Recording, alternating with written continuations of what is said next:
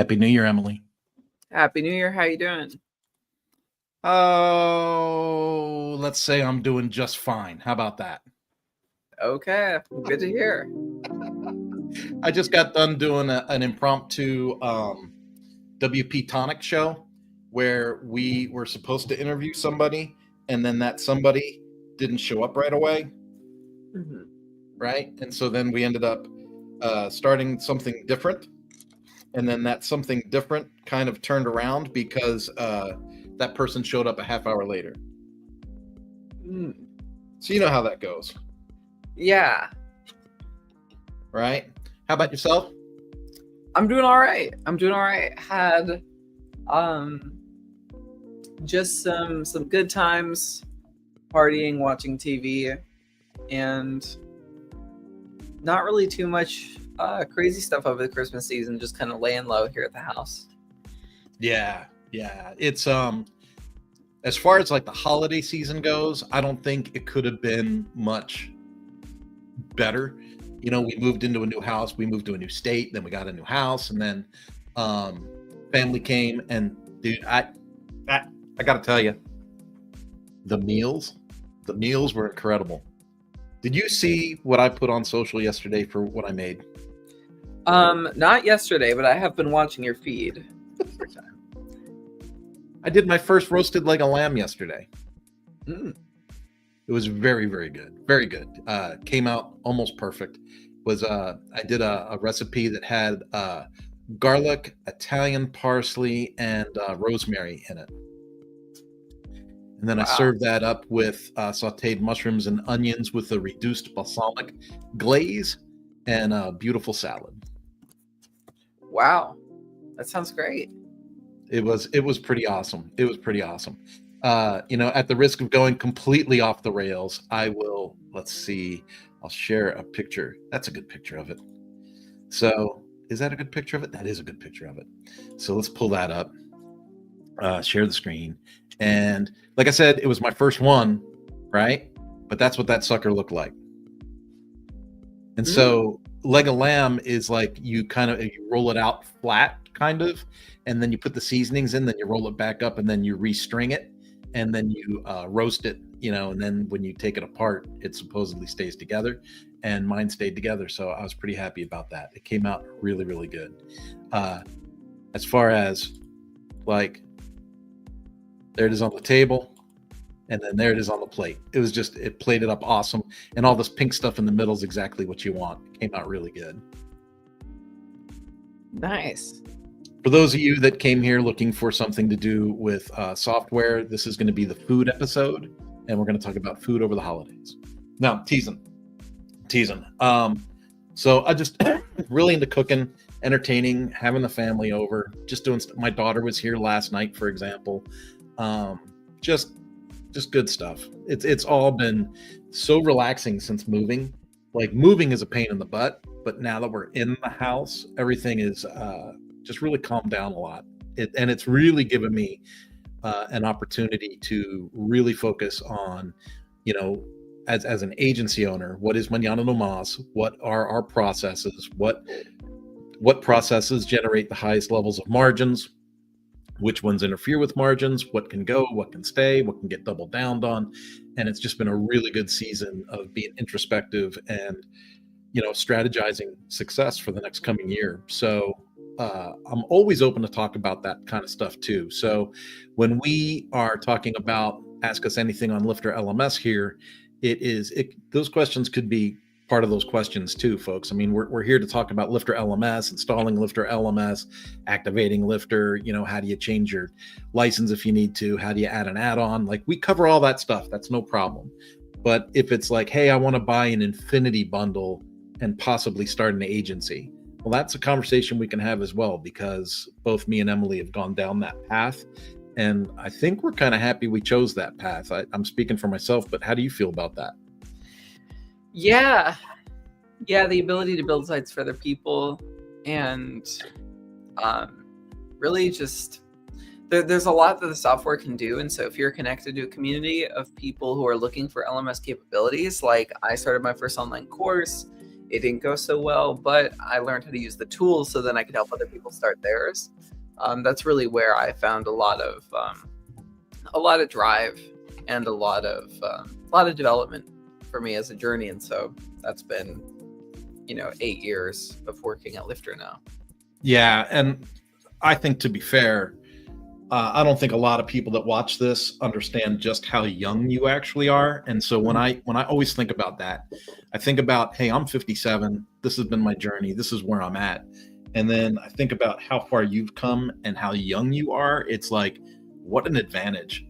And you're in at the interior level of these different things. Like, for those that don't know, Emily also works with WP Fusion. So you have two powerhouse organizations or two powerhouse products that you're getting an intimate view of from the inside at your age. That's a wonderful combination to build an entire career off of. I'm a little bit jealous that you got such a good head start. Yeah. It's a great ecosystem. There's not a lot of people who are, in their 20s strolling around in this area and making content, making courses, working as an agency. And so, yeah, I'm fortunate to be exposed to that at this time. Yeah. Now, a couple things. As if you're new to the LifterLMS Ask Us Anything call, which a lot of people are. Let's just be honest. We've had some sales over the holidays. We've got some people that have gotten new messaging for them that says, hey, we do an Ask Us Anything call every Thursday. Go ahead and put your questions into the chat on any channel that you're watching this on. This broadcasts out to many channels. So Facebook, LinkedIn, YouTube, Twitch, I think, right? And then X. So whatever platform you're on, you can put a comment in. If StreamYard's doing its job, we should see that comment and be able to assist or help or guide you in that way. There's also something that's really cool that happens on these calls, and that is if you're not already a customer of LifterLMS. And I say that with a mixture of words. LifterLMS, you can start for free. We have a free core plugin that is very, very capable. That's been talked about on many podcasts about, they can't believe what comes for free with LifterLMS. But if you were looking at a paid option in LifterLMS, you can get a 55% off coupon by going to lifterlms.com/AMA-gift. Again, that's /AMA-gift, pardon me, at lifterlms.com. So those would be a couple of ways to knock things out and get things to happen there. Now, we do offer people the ability to put in questions ahead of time. And so we do have a couple of questions that people have sent in, but I want to, again, just stress that if you've got a question here live, don't hesitate to put that in. All right. We've got a question from Julissa. I'm going to put in the chat, Emily. Mm-hmm. There we go. And it's really distracting for me when I put questions in the chat because it goes out to all those channels. It like streams the whole column up. But if we take a look at one that plays the whole question, there we go. Do you want to take that? Yeah. So I'd like to see a run through of creating a course that includes videos and quizzes, how to set up a page on my WordPress account, and how to set up a course that is free for my staff but paid for the public. So that's definitely something we can do with LifterLMS. Let me pull up a screen share here. I just updated my demo site. So LifterLMS adds the functionality when you have the free core plugin installed, like Kurt said, the functionality on the back end to add courses. You can see I have 20 or so courses available on my back end. But if I add a new course at the top, let's see. So we're going to add a course. We're going to add... lost it. We're going to add a course with videos and quizzes, and then the course is free for staff, but it is paid for the public. So let's call this Emily's course. So you can add your course title, you can add descriptions, general course information, and then the main thing we're going to look for is it said free for employees. So we'll have an employee access. And then this will be payment type is going to be free. And then we're going to make the visibility of the access plan hidden. Making an access plan visibility hidden means that you can only access this plan if you receive a private link. So this free plan, we're going to leave it as private. We'll save all plans, and then we'll do a public access that's paid. So we have employee access and we'll have public access. And this is going to be paid, and I'm actually using the WooCommerce integration. Let me disable that so that we can set a price. So if I go to integrations, WooCommerce, I'll turn this WooCommerce integration off because you're probably not using WooCommerce. But if you are, you can create a WooCommerce product and associate your access plans with that product.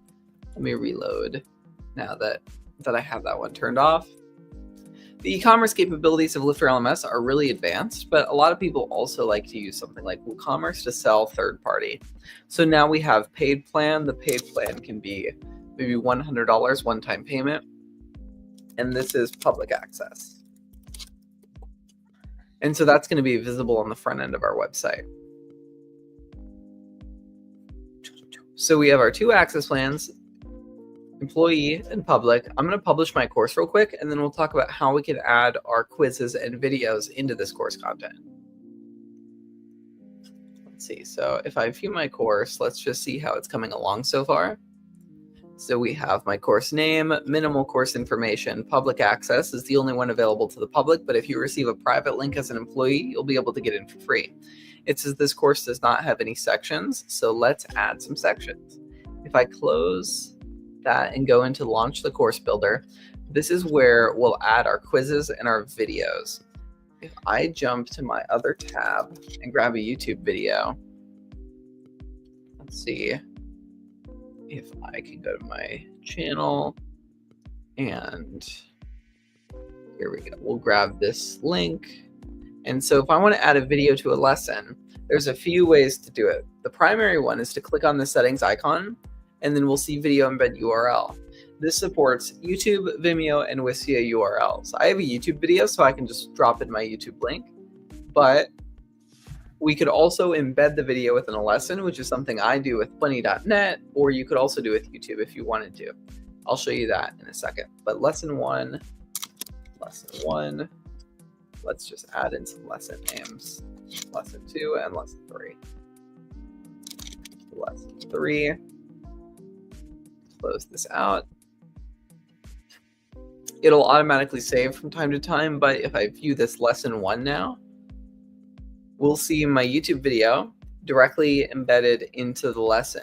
The other way that we could add a video to a lesson is by clicking the Edit Lesson button, either from our course builder where it says Edit, or from the top admin bar when we're viewing a lesson page. And then we can do like an HTML block. If you have an iframe, I use Bunny.net a lot, and so I'll use iframes. But you could also do a YouTube block, which is, if we go to here, we can type YouTube embed. It'll grab a YouTube block for us. I know Kurt's a big fan of Adillo. There's a lot of options for embedding video, but I like to use the featured video when possible. And the cool thing about embedding video versus using featured video is featured video by default, we'll put it at the top of the lesson and full screen or canvas wide, however you want to phrase that. When you embed the lesson in the lesson by editing independently, you have the ability to add responsive code so that you can restrict or resize the video next to text or next to headings or next to other assets. Yeah. So we could do things like a column layout. So if we did like a column layout, we had 50-50, we had a video on the left and some text on the right.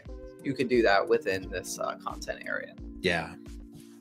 And then, so that's how we would add a video to a lesson, create a public access, create an employee access. But then for something like a quiz, we would go to our lesson settings and then add a quiz, create new quiz. And here's where we'll add the title for our quiz. We can make sure that we check this box for published. Otherwise, students won't be able to see it. And then we can add things like a general description. How many passing percentage points do you need to get through? So if we change that to 80%. And then if you have the LifterLMS Advanced Quizzes add-on, you'll have a lot more options here. So you can see can be resumed is the ability for a student to leave a quiz and come back.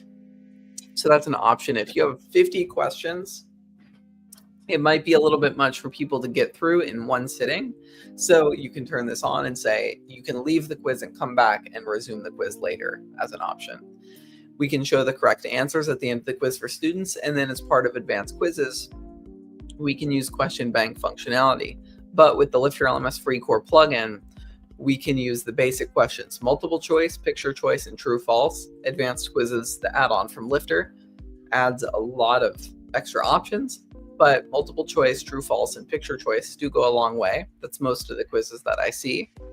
And then here's where we'll add our quiz, which might be what is the best way to prepare an omelet. I think it's say omelet. But what's the best way to prepare an omelet? Let's see. Mix eggs. Something like this, or just crack eggs into pan. That's not the way to do that. That's not the way to do that. So we're going to select A as the correct answer, and then ... And so then if we save this, I'll just show you an example of what this looks like on the front end so we can kind of see this come to life. When we're viewing that lesson we created before, we have the video embedded, and then we'll also have the Take Quiz button, which will take me into that quiz that I'm building right now. Minimum passing grade was 80% with one question. Start quiz, and we can see that we can complete that quiz. It'll give me a pass fail, and I can move on to the next lesson. That's an overview of how you can add videos, quizzes, and public/private access into your courses. And one detail that so many people miss, at least in my own, anecdotally, in my own client list, is that quiz feature is incredibly robust. You can put a description in for the quiz that at the beginning of the quiz, like you could, for description, you could put in, the following is your quiz. This is the goal. These are the things we're going to review. Like you could literally put that in there, which a lot of people miss because there's an area for description. And then each of those questions has the ability to have a question description that kind of gives them like instruction, or you can have a video embed or a picture embed in those questions. And that adds a whole new dynamic to that idea of quizzing. I did one for the state of Oregon on being a friendly driver with bicyclists on the road. And a lot of their questions came with like an illustration, like here's a picture of an intersection, which car is at fault, or which one has the right of way, or which one. And because you can embed video and pictures into those questions, they were able to make them much more interactive than just a printed question. Mm-hmm. So there was a question that came up in your demo, and that question is, what's an iframe? Yeah, an iframe. Let me see if I can pull up my bunny.net and show that one. So bunny.net is one of those video services that offers video embedding in WordPress, but the way we would do it is via what's called an iframe. It's some HTML code. It's a little bit of an older way to embed videos, but it does work with LifterLMS, fortunately. So if we need to use it, we absolutely can. Let me grab bunny.net video and I'll share my screen with that. So, and by definition, an iframe is just a piece of an asset or data from a different website. Mm-hmm. And it's just the code that allows you to share it within another site. Yeah. Yep. And so if I share my screen here again, I have my bunny.net pulled up, and I also have my LifterLMS site open. So if we were going to do this video, the iframe looks something like this. So this is going to be, this isn't exactly an iframe, but it's the same technology, where we copy this little div, style, position relative. It says a lot of things about what we're embedding. Well, let me show you the anatomy of this. So if I go to lesson 1 and type an HTML block and paste, this is, we're going to embed this video on the website. It has autoplay false, loop false. So it has all kinds of conditions, which are determined here based on these little checkboxes that are actually written into this video embed area. like Kurt said, it talks about positioning relative to the top, the height of the video player, the width of the video player. And so this is what it would look like to embed one of those. If I view the lesson, we'll see that all this does is display a video. So it's relatively straightforward. So I had my video I embedded via YouTube and my video I embedded via bunny.net. And they both work the same, but the iframe is embedded in the lesson content, and the YouTube video has the opportunity to be embedded via the featured video. Awesome. I want to go ahead and direct people to the ticker at the bottom of the screen. We've got a couple of queued up questions, which is awesome. And we've got people active in the chat, which is completely awesome. But here's the deal. We've got a whole lot more people watching us live than are active in the chat.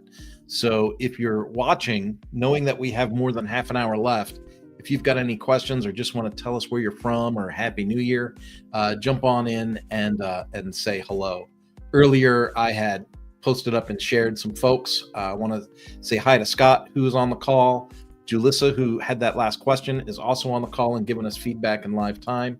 Gary, I saw your question. We'll get to that in just a bit. Art, great to have you. And let's jump down to, there was a question that Art's got a question, Scott's got a question, Gary's got a question, but and Scott also has a comment. I don't know if you saw this, but if you're going to make an omelet, you got to crack some heads. And Julia says she understands, which is a reference back to the iframe question. All right. Julissa says, I don't know why I've been so afraid to start.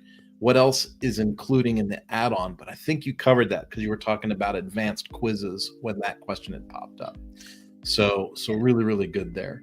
Julissa, just for you and for other folks that are watching live or that'll see the replay on this, the free version of LifterLMS comes with those basic questions, comes with the ability to add, courses and lessons, comes with the ability to manage content restriction based on membership for people. So right out of the box, LifterLMS is super, super, super strong. Then when you get into paid versions of LifterLMS, that's for people that are looking, quite honestly, to make money with their content, right? So then you'd be looking at marketing integrations and payment gateways so that you could sell and make money with your content. And then if you go into the Infinity bundle, that's when you start to see a lot of those advanced things that we have that are like advanced quizzes, assignments, groups, cohorts. Oh my gosh, private site. I mean, there's just a ton of stuff there. But remember, with LifterLMS, anything that is an advanced add-on is also available a la carte. So if you were like, I don't need that whole list of stuff, I only care about advanced quizzes, well, then you would buy advanced quizzes separately. You would have LifterLMS for free and advanced quizzes.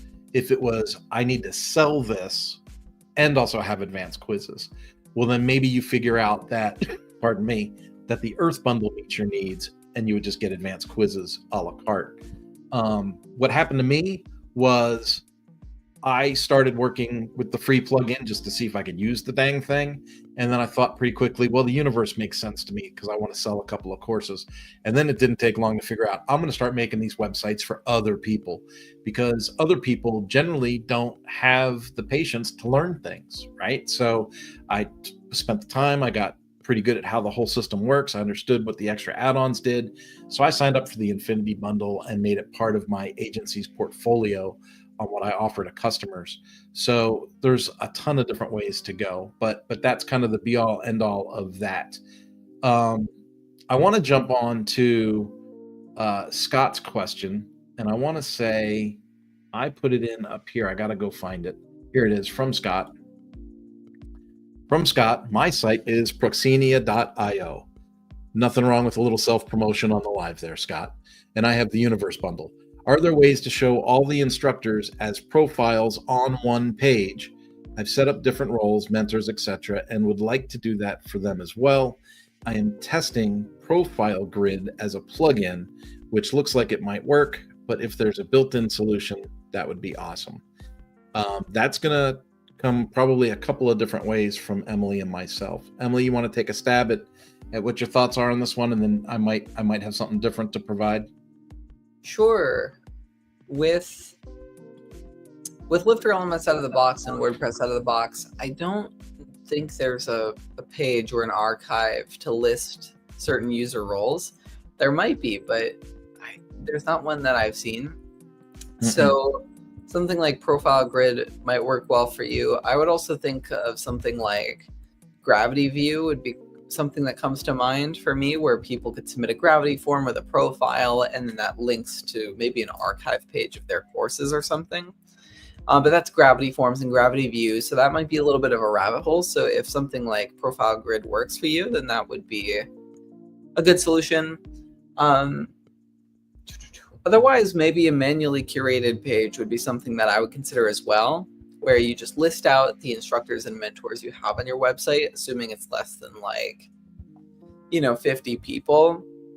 It would be manageable manually. But yeah, if you're looking for that automated way to do it, I think Profile Grid's probably going to work for you. But what do you think, Kurt?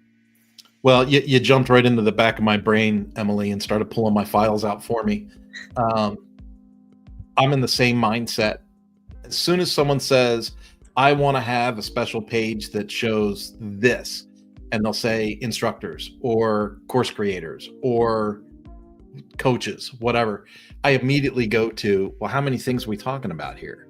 I always like, look, if it's 5 people, if it's 10 people, if it's 15 people, that's still, to me, that's a manual build. That's a, hey, let's just create a page real quick. Let's use columns and separate maybe media and text. Just simple, like right in Gutenberg, without even having a page builder. I'd be like media and text, and then I'd be like text and media and text and media, and I would just stagger the page and make a page for coaches and just cycle people in and out of that as they come and go. That to me is one of the easiest things to do. The other thing would be, hey, maybe there's like a picture gallery, and each person's face on that picture gallery, you could click on it and it leads to an independent instructor page that's like a whole profile page for that person. If that's like, if the ego is what's driving that, and I'm saying this in a very non-aggressive way, I'm not trying to be judgmental, but if ego is driving what's being shown on the page, and maybe your instructors are like, I need a full page so I can show all my credentials, then you could put that in there. You could literally build that, not a problem.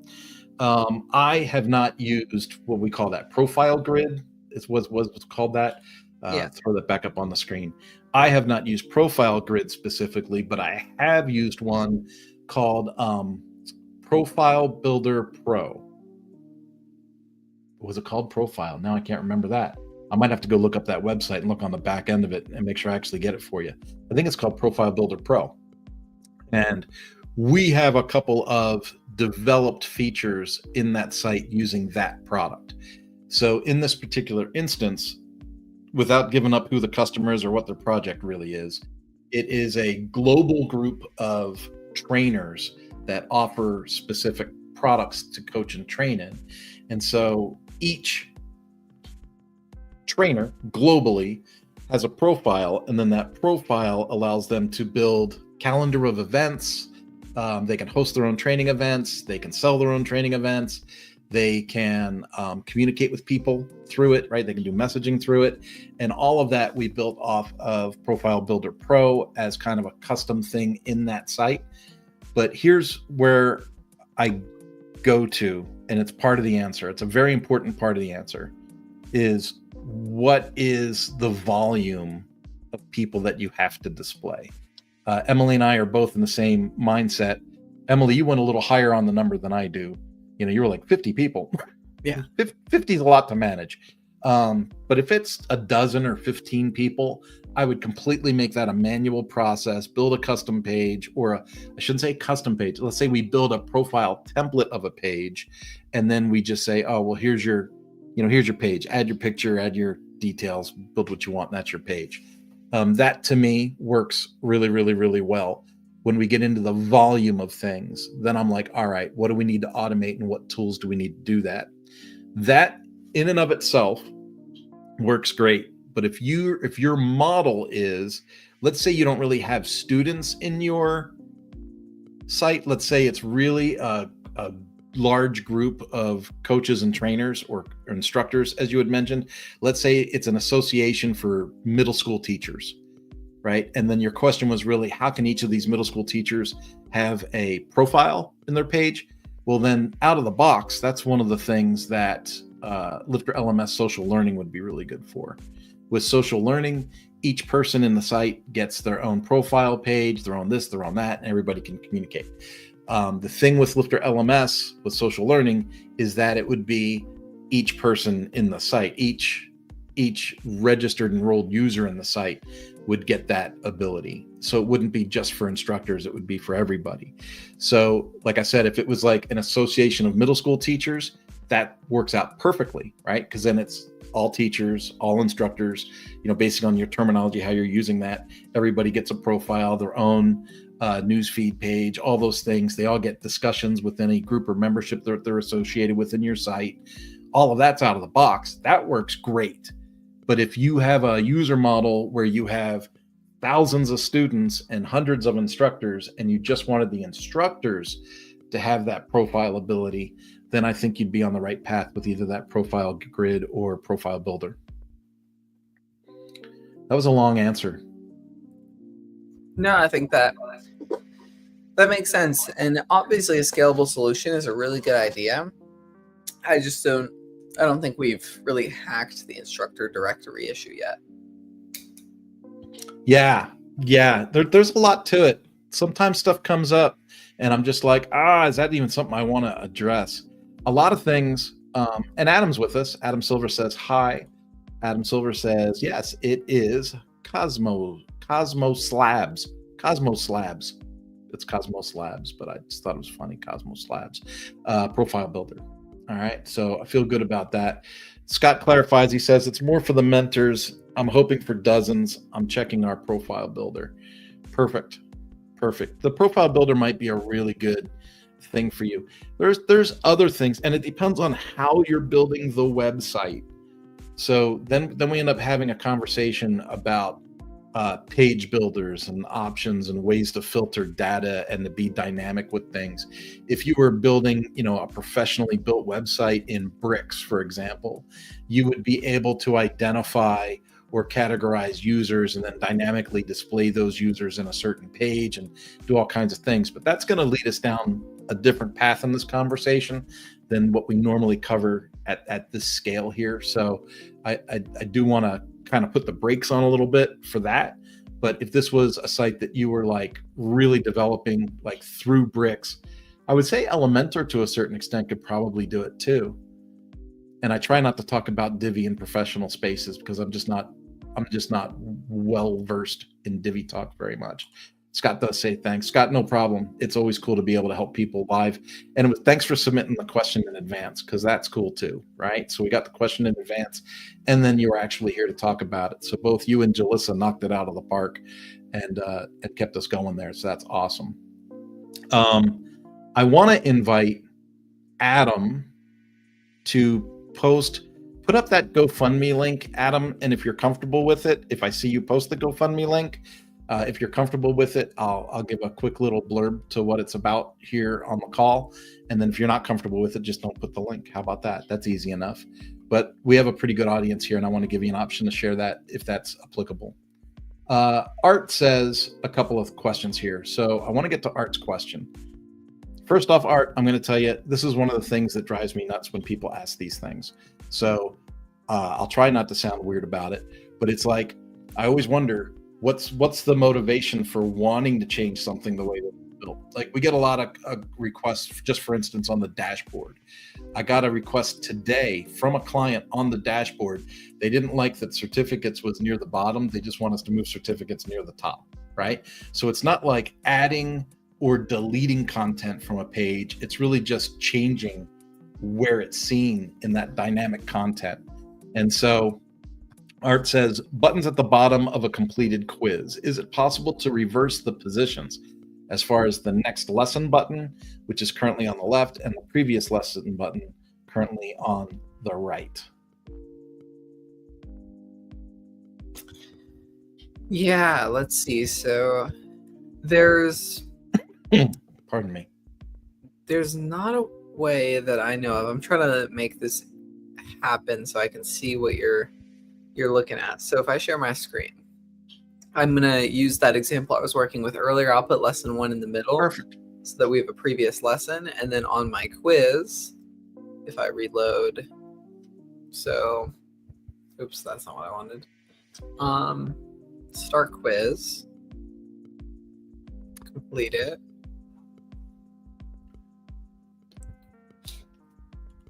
So I just have the next lesson button here. Yeah, he says, sorry, meant to say non-completed quizzes. Oh, okay. Non-completed quizzes. So yeah, but these buttons here are what I assume you're looking at. And Yeah. so there's not a way out of the box to swap those up, unfortunately. It would have to be some kind of a custom code snippet in order to reorder those, because the page is dynamically generated. There's not like a template or anything like that that's super easy to edit. Yeah, and that lends us into kind of an interesting conversation, because I've been seeing a lot with CSS fields in a lot of different spaces that I'm in lately. More so than I used to. It used to be like a mystery, but now it seems like more and more platforms are putting custom CSS entry fields into things. And so if you're working on a theme and you're comfortable with CSS, that's like the disclaimer, right? If you're comfortable with CSS, then you can play with the CSS a little bit. And like in the customizer, if you're using a Gutenberg theme, there's going to be a customizer, and at the bottom of the customizer is going to be things that says custom CSS, and you can add that CSS right there. If you're in Divi, there's a space to add custom CSS. If you're in any page in Bricks whatsoever, a big emphasis in using Bricks is always having access to custom CSS areas. So if you're comfortable with CSS, that would be the way to make those changes. There is, and I just want to cover this because I mentioned dashboard earlier. So there is a way to eliminate extra things in the dashboard if you don't want some of the fields there. And that's right through the LifterLMS settings and adjusting those endpoints. And if you have a WooCommerce setup, it's very similar in WooCommerce. There's a whole page that gives you settings and endpoints that you can get rid of. So like in a My Account page for WooCommerce, it's going to say, you know, my courses, my progress, my certificates, my account.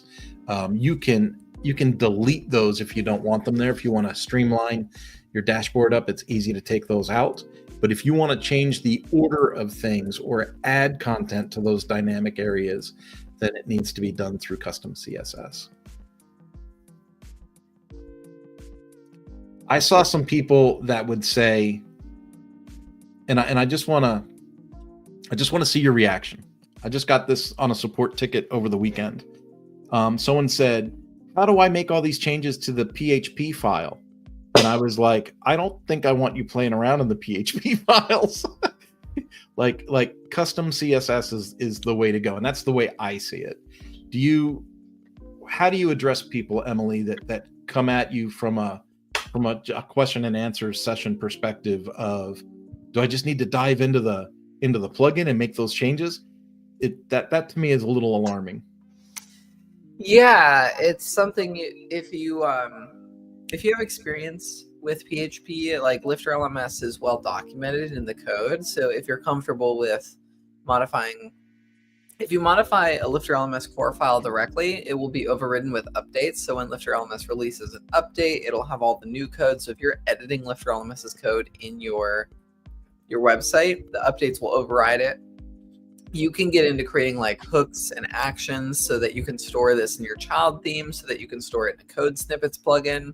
So you have like your PHP snippets that override LifterLMS templates or override certain actions. That's what I would recommend for PHP code. But like you said, I would recommend not diving into anything with PHP, and to some degree even CSS, unless you're confident and comfortable with those platforms. With that stuff. Yeah. I'm going to put a question on from Gary Alderson, and then I hate to do this to you, Emily. I'm going to disappear for about 43 seconds, and I'll be right back. Yeah, no problem. So Gary said the license is no longer valid and was deactivated. Please visit your dashboard. So my my notes, licenses in development. Let's see. So license got this in development. I did Emily's trick, dropped it in production. So I can talk a little bit about that error message for anyone who doesn't know. This is something that you can see if we go to the back end of our LifterLMS website, and anytime we see the deactivated license notification, all we need to do is go to add-ons and more and reinstall your license key. In this My License Keys area, we can repaste in the license key we have. Sometimes what happens is the host firewall, Cloudflare, something interrupts the process of LifterLMS on your website, completing a request to the main LifterLMS website for an update to verify the license key. So it's frequently a firewall issue. You can find in our documentation a full reason why this happens, but mostly firewalls is why that would happen. And all we need to do is reinsert our license key and it should be good to go. But if that's not working for you, if you go from a staging site into a live website, the license key might break there. But if at any point you see that message, try deactivating your key on your website and reactivating it. It won't lose you any course progress. It won't lose you anything like that. But I don't know if there's further clarifying information on exactly what Gary's running into there, or if that solves the problem, just deleting the key and re-adding it. Yeah, it's I've seen that a couple of times, and we've got another question that's kind of like, it's kind of a conflict question, I guess I would say. And I've been seeing this more and more, and I hate when I got to bring it up because it makes it sound like maybe I'm being cruddy. Cruddy's a way to say that. First off, we've got a comment from YouTube, and this will bring up the subject right here. And I don't mean to sound cruddy, but I've seen this with Elementor Pro more than a few times. So I'm experiencing a conflict between LifterLMS and Elementor Pro. And let's see what it says here. It's coming back, right? So when the Elementor Pro plugin is deactivated, the Mark Complete button and lesson navigation on the lessons displays as it should. So then I'm assuming that when it is activated, they don't display. I mean, that would be my guess, right? But it says here, when it is activated, the button and navigation doesn't display as it should. Is there a way to fix this? Yeah, there's a couple of different things. The first thing is sometimes when Elementor Pro does an update, you definitely want to check your site. I would not leave automatic updates on Elementor if you're using Elementor Pro. Periodically, multiple times a year, they'll come out with a major update and things inside your site can break, and then they magically get fixed on a release that comes out 3-4 days later. So I wouldn't do any automatic updates with Elementor Pro. So that's just one cautionary tale. But Emily, I know you've got some suggestions on some of these like navigation bars and things when using Elementor. Yeah, I've never seen the lesson and course progress buttons just delete themselves. I'm trying to see if I can get into my Elementor account to try it out with the latest versions. But like Kurt said, the updates to Elementor can be volatile from time to time, so automatic updates I'd recommend turning off. But you could also dive into the problem a little more technically specific. So on my lesson, you can see lesson 1, I have my Mark Complete button, which also can say take quiz if we have a quiz present, and then I have my navigation button. I think that's what we're referring to as what is missing when Elementor Pro is active. And so what I would imagine is something like the lesson template is trying to be controlled by Elementor in some way, and thus the Elementor template does not include that Mark Complete button, and it does not include the navigation button. You could include it with a shortcode. You could include it with tangible Lifter elements or LiftOr. There are some LifterLMS Elementor integrations. Yeah, that would allow. I'm sorry, but in my mind, and I probably got this totally confused now, Emily. Now that I'm thinking about it, it was people used to see the navigation buttons twice in Elementor. because Elementor shoved it in there and Lifter shoved it in there with the templated dynamic content. And so then people would remove it thinking that something was wrong on the Lifter side, and then it wouldn't show up when Pro is activated or something. Yeah. And then so Lifter added some Elementor integrations out of the box to where it doesn't do that duplicate nonsense anymore with the syllabus or with something like a mark complete button. So it should respect the blocks that you have. It shows critical error where the button should be. Yeah, critical error is complicated. It's usually easier to diagnose though, because if we turn the error, it's not error logging, but the error display to true, we can see exactly where in the code the error was. So if you have a critical error, that would be good to know exactly which file and which line had an issue, which line of code. So there's WP error display that you can turn on.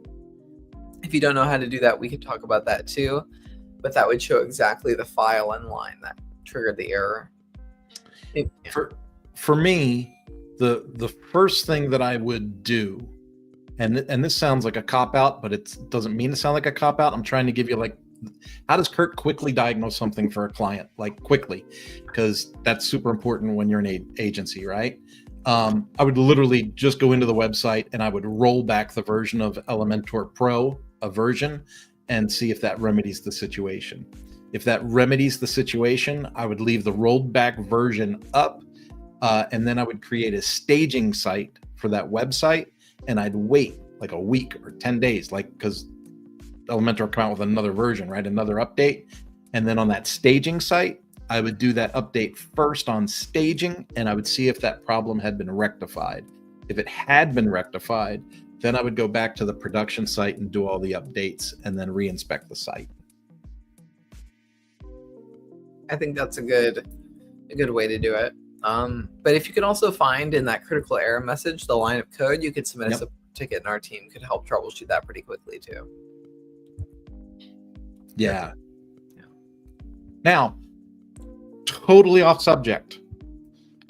I used to race motorcycles. I don't know if you know that. I used to race motorcycles for like 20 years. I raced semi-pro, and I'm always soft-hearted for people that have incidences or problems with motorcycles. So Adam Silver's son, who is grown, was riding a motorcycle, got hit by a car. If I got the story wrong, you'll have to correct me, Adam.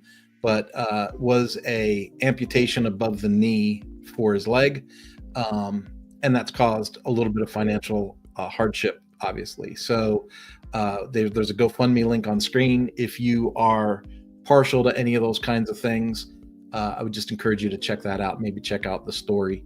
It says the website went live last night with updates going forward. ParkerSilver.com, ParkerSilver.com. And again, that's for Adam Silver, who is a friend of the show and has his own agency, and he's a LifterLMS client and all those things. He does the kitchen sink WP and all kinds of cool things. But when I saw the news about his son, my heart definitely went out to that situation. So if you are in a position to help, great. If you're not, totally understood, no pressure. But if you are, that was a really good thing to bring up, I thought, in this space, right? Part of the community thing. So he says, not hit, laid down the bike and hit the curb. I think my story's better. Motorcycles are great. I can't imagine what my life would be if I didn't have motorcycles in my life earlier. I absolutely adore anything on two wheels and an engine. And then I love mountain biking and road biking and all that other biking too. There's just such a freedom for me that comes with biking, but there's an inherent risk. There's always an inherent risk, whether it's road biking, mountain biking, or twisting the throttle on something. But really,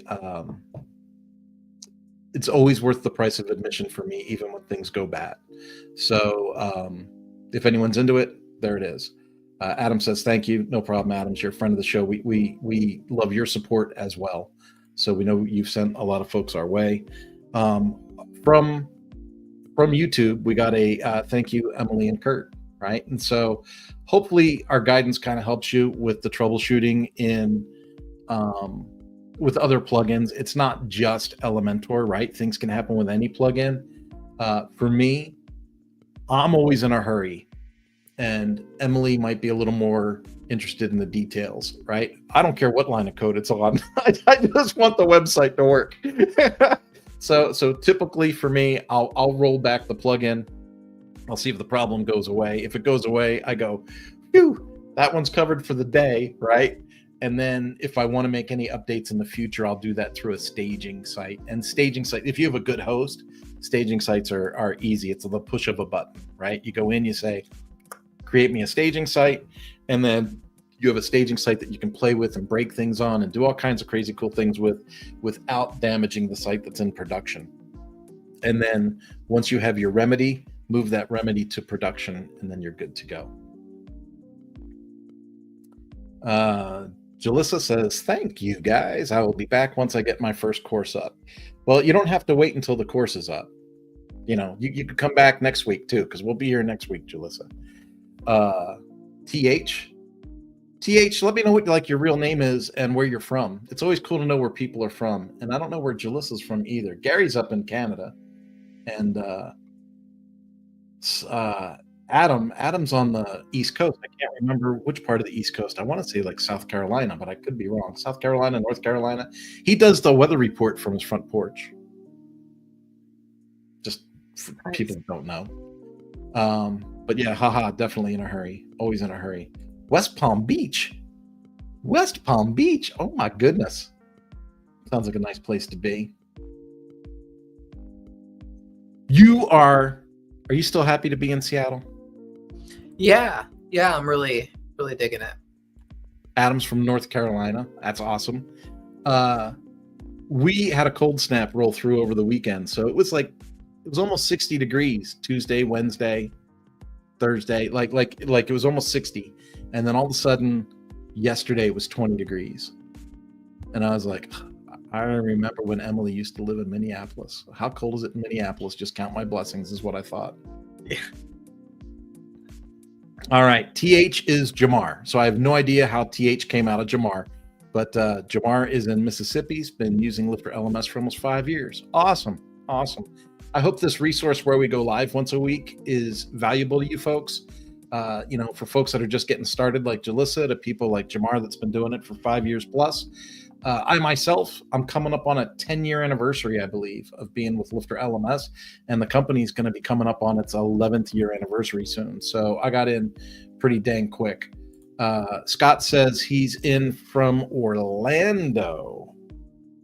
Yeah, going to be chilly here in Orlando. Okay, no, it won't. Yeah, maybe it's going to be warm. I don't know. Adam, yeah, from SoCal. Yeah, I'm here from Southern California too.